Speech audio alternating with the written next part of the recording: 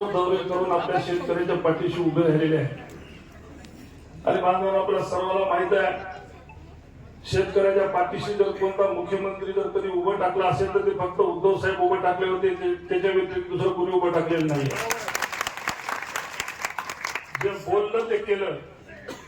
एक क्षण जर कोणी जर म्हणत असेल कोणा जर लागू पडत असेल तर ते उद्धव साहेबांना लागू पडते बांधवा। आणि आज आपण अतिशय खराब व्यवस्थेमध्ये असताना, अतिशय दुःखामध्ये असताना आपले हात कोणी ऐकत नाही आहे, म्हणून आज उद्धव साहेब पूर्ण मराठवाड्याचा दौरा करत आहेत। आणि आपण पाहिलं असेल, ज्या वेळेस साहेबांनी संभाजीनगरला आपण मोर्चा काढला, त्यांची धसकी खाऊन का म्हणा पण एक पॅकेज जाहीर केलं। लबाडीच का होईना, त्याचं काही लबाडीचं अवतार ते काय खाल्ल्याशिवाय खरं नाही म्हणतात, ते कसं आहे, कोपराला गुळ लावून ठेवलेला आहे।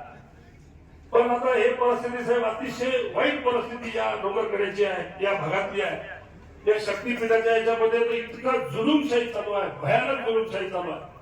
आणि संवेदनशीलता आता जे दादा आमचे म्हणू लागले होते, खरी कंडिशन आहे साहेब। ज्यावेळेस मी सगळ्या भागाचा दौरा केला, ज्यावेळेस पूरपिढी होत होती, लोकांचे वावर खडून जात होते, पावसानं नुकसान झालं होतं, आणि अशा वेळेस आम्ही त्या खालच्या लोकांना, तलाट्याला, तहसीलदाराला सर्वे करायला लावले। पण वरून यांना आदेश होता की 60-40च्या वर घ्यायचं नाही, असं नाही तसं नाही, याचा म्हणजे वरून त्यांना बडगा असल्यामुळे काही करू शकत नव्हते। आणि अशा वेळेस शेतकऱ्याला धीर द्यायचा सोडून शक्तीपीठाची मोजणी करायला आले। लोकांनी विरोध केला तर अक्षरशः त्याला अटक केली, माझी खासदाराला अटक केली। आम्ही त्या दिवशी कलेक्टरला खूप बोललो, आम्ही त्याला तुम्ही एका माझी खासदाराला अटक करता, शेतकऱ्याला अटक करता का, तुमच्या बापाच्या घरची जमीन आता का, तुम्हाला कोणा अधिकार दिला याला अटक करता, आम्ही खूप बोललो। पण हे अशी जुलूमशाही चालली, संवेदनशीलता नावाची चीज राहिली नाही। आणि याच्या कुणीही पाठीराखा म्हणून त्यांना काही शिल्लक कोणी राहिले नाही, अशी परिस्थिती झाली आहे साहेब। अतिशय वाईट परिस्थिती आहे। एमआरईएस सगळ्या भागामध्ये केळीचा पट्टा उद्ध्वस्त झाला दादा आपला ते सगळा। ऐका, एमआरईएस मध्ये साहेब एक केळीची आमचा फळबाग लागवडामध्ये आम्हाला अनुदान मिळतं, पण या डोंगरकड्यामध्ये कोणाला मिळालं का अनुदान? या भागामध्ये साहेब मी काल कलेक्टरला बोलून ते म्हणतात वरूनच आम्हाला आदेश नाही किंवा हिंगोली जिल्ह्याबद्दलचा उल्लेख नाही। हे असं आंधळ्या दळ्यानं कुत्रपीठ खाऊन झालंय साहेब, अशी परिस्थिती झाली आहे। अतिशय आता हे सगळं भाग आता हे केळीचा आहे साहेब। आणि इथं या लोकांनी हे सगळे घरं बांधले तर स्वतःच्या कष्टावर, मेहनतीवर बांधले।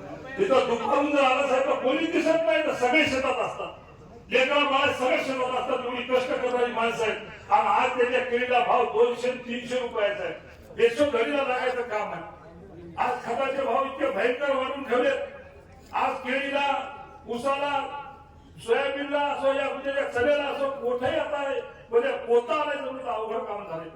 अशी परिस्थिती या शासनाने आणून करून ठेवलेली आहे। आपणच या याच्यातून आता या आंदोलन वगैरे करूनच काहीतरी मार्ग निघा साहेब। आपण एवढं तब्येत ठीक नसताना सुद्धा तुम्ही सगळीकडे दौरे करताय, एवढ्या जोरामध्ये आपल्या सगळ्या शेतकऱ्यासाठी आपण राबताय साहेब। आणि आपल्याकडूनच अपेक्षा आहेत, या लोकांना दुसरे कुणाकडून अपेक्षा नाहीयेत। मी अधिकचं काही बोलणार नाही, पण साहेब आपण जे या मराठवाड्यामध्ये आमच्यासाठी जे काही कष्ट केलं त्याबद्दल आपले जीवन अभिनंदन करतो साहेब आपल्या सगळ्यांचं।